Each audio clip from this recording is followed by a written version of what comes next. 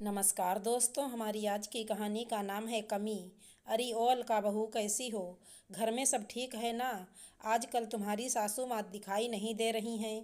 क्या बात है? तबीयत तो ठीक है ना उनकी? अलका की पड़ोसी विनीता ने बड़े टेढ़े स्वर में पूछा। अलका जी आंटी जी, घर में सब ठीक है और माँ जी की तबीयत भी ठीक है। अगर तबीयत खराब भी होगी तो पहले डॉक्टर को बताएंगे, अलका ने उन्हीं की भाषा में जवाब दिया। बात कुछ ऐसी है कि अलका की शादी मानव से हुई थी और मानव का स्वभाव बहुत अच्छा था और मानव के परिवार में मानव के माँ पापा और भैया भाभी और उनके दो बच्चे रहते थे। मानव की बहनों की शादी हो गई थी और वे अपने घरों में अपने परिवार के साथ अपनी ज़िंदगी बिता रही थी। मानव की भाभी का स्वभाव थोड़ा नमक मिर्ची मसाले वाला था। मानव की शादी को काफ़ी समय हो गए थे, करीब 5 साल। मानव की ज़िंदगी बहुत अच्छे से चल रही थी, पर उनके बीच एक चीज़ की कमी थी और वो था बच्चा। मानव और अलका को बच्चा नहीं हो रहा था। इस वजह से उनके परिवार में भी थोड़ा मनमुटाव होता रहता था। मानव और अलका का डॉक्टर के पास इलाज चलता है जिससे कि अलका की गोद जल्दी से भर जाए।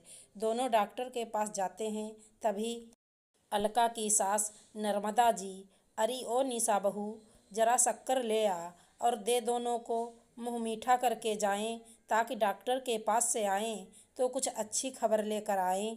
निशा शक्कर लेकर आई और बोली, ये लीजिए देवर देवरानी जी, और माँ जी की इच्छाओं को जल्दी से पूरा कीजिए और मुझे भी ताई जी होने का दर्जा दीजिए। शक्कर खाकर दोनों डॉक्टर के पास गए।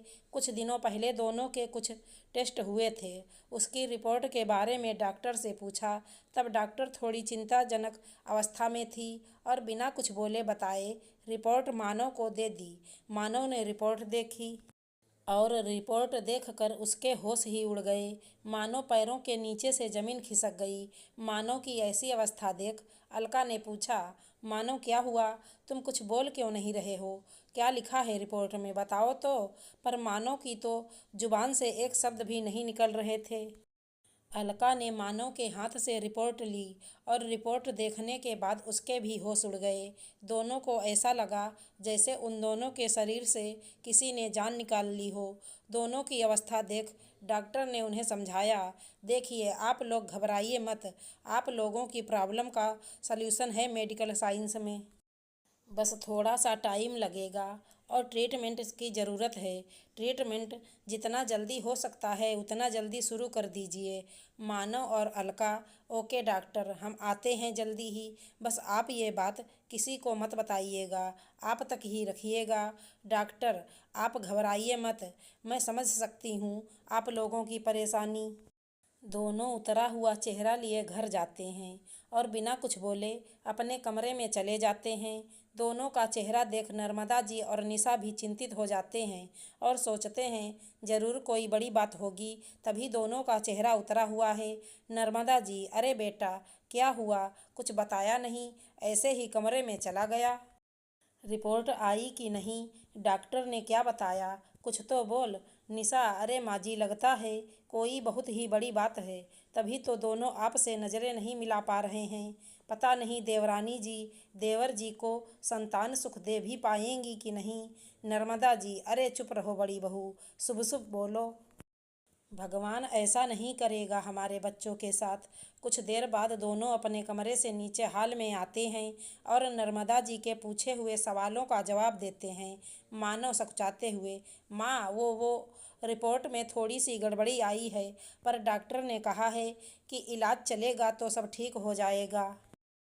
निशा ताना कसते हुए, क्यों देवर जी, देवरानी जी में कोई शिकायत है क्या? नर्मदा जी, मुझे तो पहले से ही लगता था कमी इसी में होगी, तभी तो अभी तक औलाद नहीं हो पा रही है।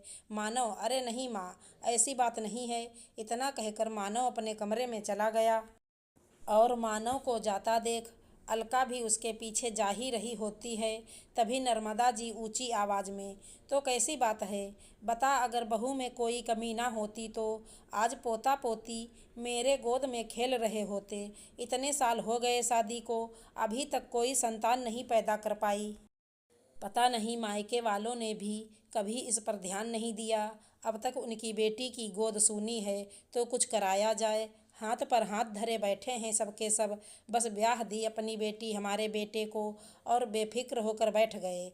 खुद पर लगे आरोप अलका बर्दाश्त तो कर लेती, लेकिन जब उसके मम्मी पापा की बात आती है और उन लोगों को भला बुरा बोला जाता है, तब अलका से बर्दाश्त नहीं होता।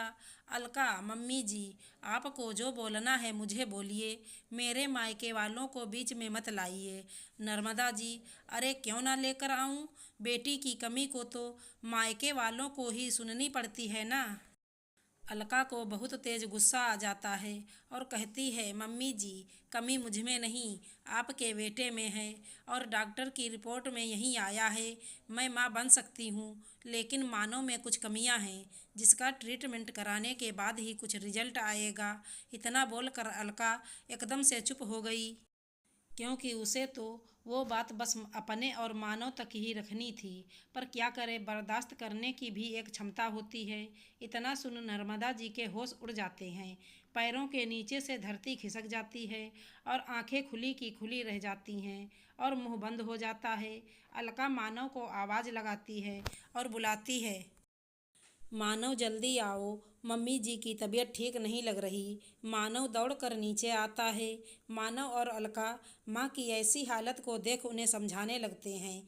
माँ, आप चिंता मत कीजिए, डॉक्टर ने कहा है कि कुछ ट्रीटमेंट्स स्टार्ट कराने होंगे, इसके बाद हमारी भी गोद भर जाएगी।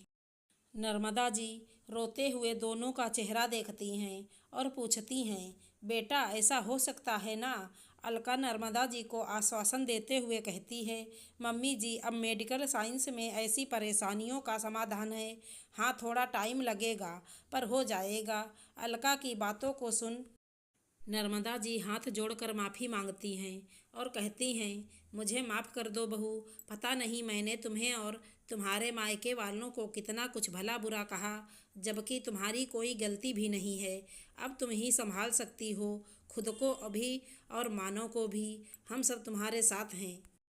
बस अब जल्दी से तुम दोनों अपना इलाज शुरू कराओ और हमें खुशखबरी सुनाओ। हम सब तुम्हारे साथ हैं। आज ही जाती हूँ माता जी के दरबार में मन्नत मांगने। आशा करती हूँ हमारी कहानी अच्छी लगी होगी। धन्यवाद दोस्तों।